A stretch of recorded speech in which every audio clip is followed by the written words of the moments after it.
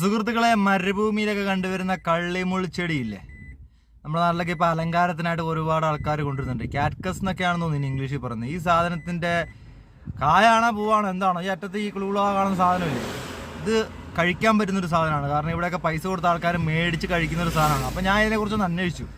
കാരണം എന്തെങ്കിലും വെറൈറ്റി കണ്ടാന്ന് കഴിച്ചു നോക്കാന്നുള്ളത് നമ്മുടെ ഒരു ഇതാണല്ലോ.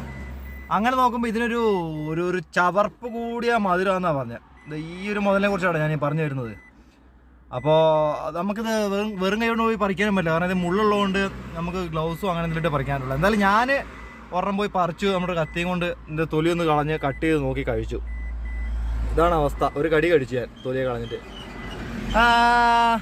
നമുക്കങ്ങ് ഇഷ്ടപ്പെടുന്ന ടേസ്റ്റ് അല്ല. കഴിക്കുമ്പോൾ ഒരു ചെറിയ മധുരമൊക്കെ ഉണ്ട്. പക്ഷെ അത് കഴിയുമ്പോൾ ഒരു കുത്തൽ വരുന്നു ഉള്ളിൽ നിന്ന് ഇങ്ങോട്ടൊരു ചൊറിച്ചിൽ പോലെ. കഴുത്തിൻ്റെ അവിടെ ഇറങ്ങിപ്പോകുന്ന അവിടെ ഒരു ചെറിയ ചൊറിച്ചിൽ പോലെ തോന്നുന്നുണ്ട്.